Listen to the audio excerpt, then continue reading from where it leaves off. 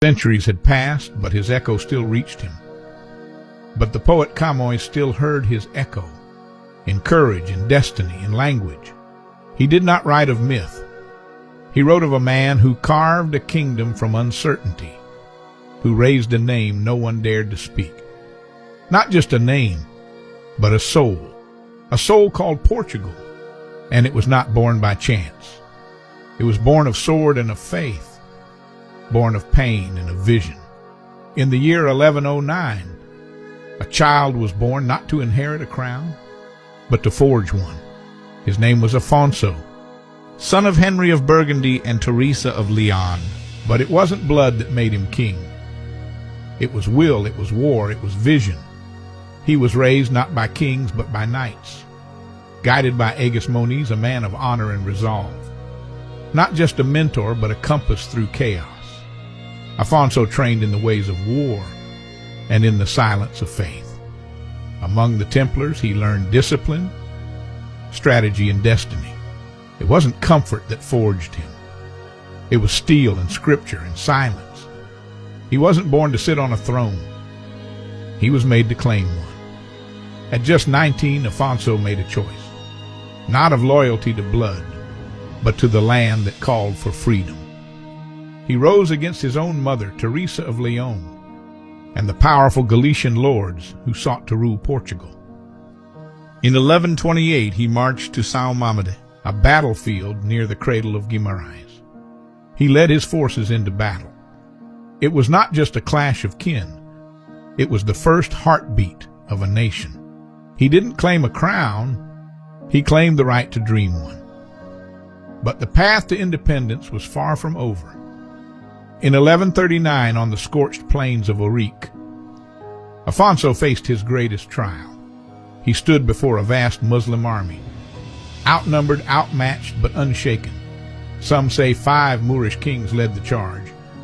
Others speak of a vision, where Christ appeared to him the night before the battle, promising divine victory. Whether miracle or memory, what is certain is this: Afonso won, and from that triumph came a symbol. 5 shields, set in the shape of a cross, now etched into the flag of Portugal. 5 for the wounds of Christ, 5 for the kings he defeated, or the trials he overcame. Not just a banner of conquest, but of belief. A symbol forged not in myth, but in memory. Afonso did not ride alone. At his side rode a man whose name would be etched into the very stone of the realm, Gualdim Pais. Templar knight, faithful warrior, bound to Afonso not by blood but by purpose. Together they carved the path of a rising kingdom. And Gualdim would leave his mark not in words, but in walls he would found Tomar. Not just a city, but a symbol of order, of resilience, of the enduring flame that would guide Portugal through the centuries. Afonso's battles had carved more than borders. They had forged identity. But the world still saw Portugal as an unproven claim. That changed in 1143, when Afonso met with the King of Leon in Zamora. Treaty was signed, not of surrender, but of recognition. A rebel no more, but a sovereign, a king before his people and now before his peers. From Leon came the first recognition, from Rome the divine seal.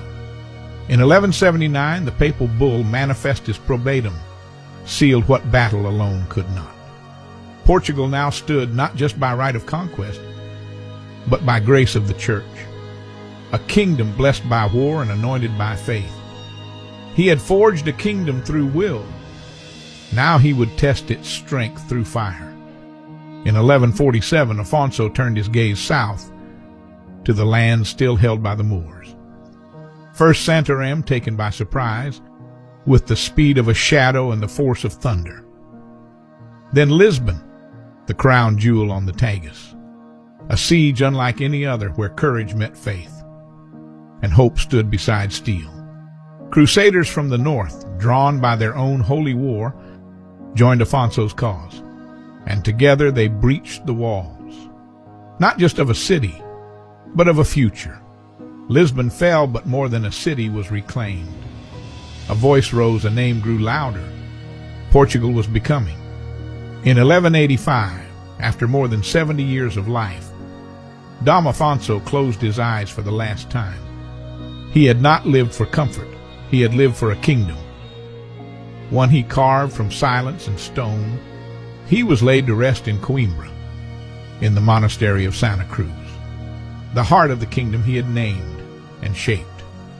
But death did not still his presence. His legacy did not fade with time. It passed to his son Dom Sancho I, who would defend and populate the land, securing borders and dreams. But Afonso was not just the first king.